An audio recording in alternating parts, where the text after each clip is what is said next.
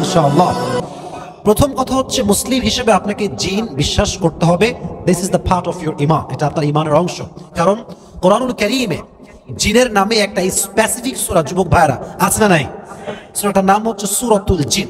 আবার দেখেন কোরআনের লাস্ট আয়া মিনাল জিন্নাতি ওয়ান নাস, এখানেও জিনের কথা উল্লেখ আছে না নাই? So as a Muslim you must have to believe in jinn kind, আপনাকে জিন কাইন্ডকে বিশ্বাস করতে হবে, এটা আল্লাহ তাআলার সৃষ্টি। এখন আসুন জিনরা আসলে থাকে কোথায়? তারা মূলত আগে আমাদের পৃথিবীতে নরমালি খুব বেশি থাকতো, বাট তাদের অবাধ্যতা, বিশৃঙ্খলা, মারামারি, তাদের এই সমস্ত বিশৃঙ্খলার কারণে তাদেরকে দ্বীপ, জঙ্গল এই দিকে পাঠিয়ে দেওয়া হয়েছে।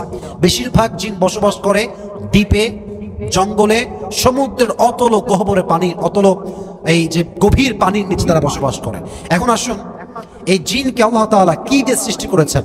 কোরআনে আসছে ওয়াল জান্না খলাকনাহু মিন ক্বাবলু মিন নারিস সামুম, আল্লাহ তাআলা জিনকে সৃষ্টি করেছেন খাঁটি আগুন থেকে।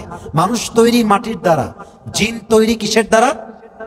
আরে ভাই বলেন আপনার সবাই, মানুষ তৈরি মাটির দ্বারা, জিন তৈরি কিসের দ্বারা? আগুনের দ্বারা। আচ্ছা একটা বিষয় আপনারা অনেকে জানেন হয়তো বা, আবার দেখা যাচ্ছে যে যারা আমরা পড়ি না আমরা জানি না বিষয়টা, সেটা হচ্ছে এই জিনের উপরে কিন্তু নেকড়ে বাঘের প্রভাব আছে।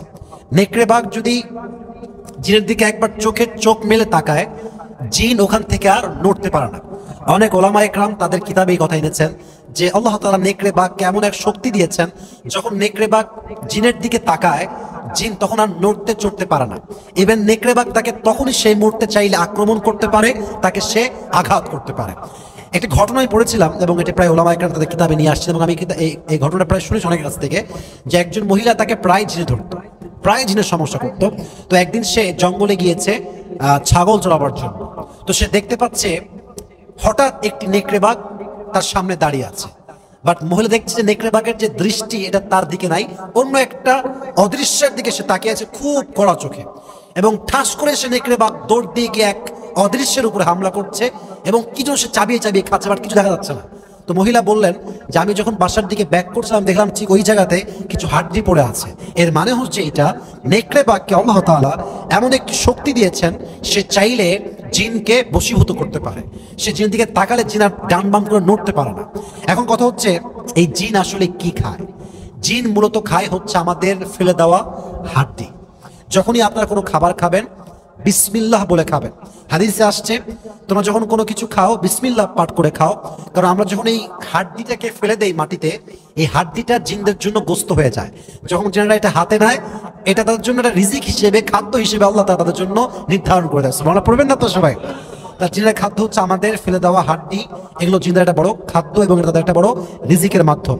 এখন হাদিসে এটাও আসছে যে জিন জাতিকে আল্লাহ তাআলা সৃষ্টি করেছেন অনর্থক নয়, একটি কাজে, একটি উদ্দেশ্যে। ইভেন দাজ্জাল যখন পুরো পৃথিবীতে কবলে নেবে, দাজ্জাল কিছু জিনিসকে তার নিজের কবলে প্রথমে আনবে। তার মাঝে একটি হচ্ছে জনবল, 2 নম্বর হচ্ছে অর্থবল, 3 নম্বর হচ্ছে জিন জাতি, 4 নম্বর হচ্ছে নারী জাতি। এর মাঝেও জিন জাতির নাম যুবক ভাইরা আছে না নাই?